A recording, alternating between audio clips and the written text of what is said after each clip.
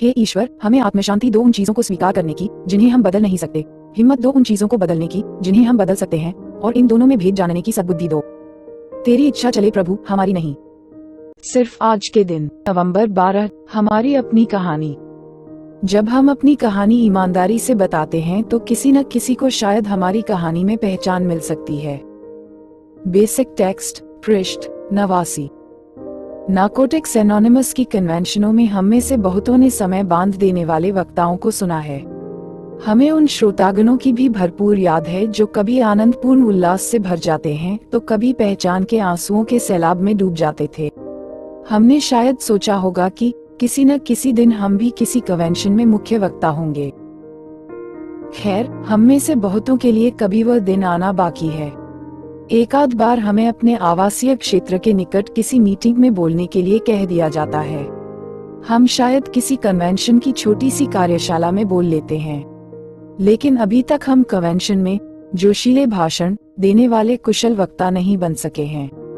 और यह ठीक है, हम जान चुके हैं कि हमारे पास भी एक विशेष संदेश है शेयर करने के लिए, भले ही यह 15-20 एडिक्टों की उपस्थिति में एक स्थानीय मीटिंग में ही क्यों ना हो। बस इतना ही काफी है कि हम में से हर किसी के पास कहने के लिए अपनी कहानी है। हम किसी दूसरे की कहानी नहीं सुन सकते। हर बार जब हम कुछ कहने के लिए खड़े होते हैं, हम में से बहुत से महसूस करते हैं कि हमारे दिमाग से वह सारे उपदेश और मजेदार कहानियां गायब हो जाती हैं। लेकिन हमारे पास पेश करने के लिए कुछ है अवश्य। हम इस उम्मीद का चिराग जलाए चलते हैं कि हम अपने एडिक्शन से मुक्त हो सकते हैं और मुक्त होते हैं, और बस हमारे लिए इतना ही बहुत है।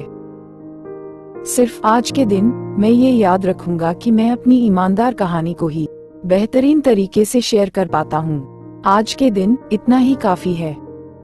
हे ईश्वर, हमें आत्मशांति दो उन चीजों को स्वीकार करने की जिन्हें हम बदल नहीं सकते, हिम्मत दो उन चीजों को बदलने की जिन्हें हम बदल सकते हैं, और इन दोनों में भेद जानने की सद्बुद्धि दो। तेरी इच्छा चले प्रभु, हमारी नहीं। Thanks for watching. Like, make sure, subscribe at j_trend__91.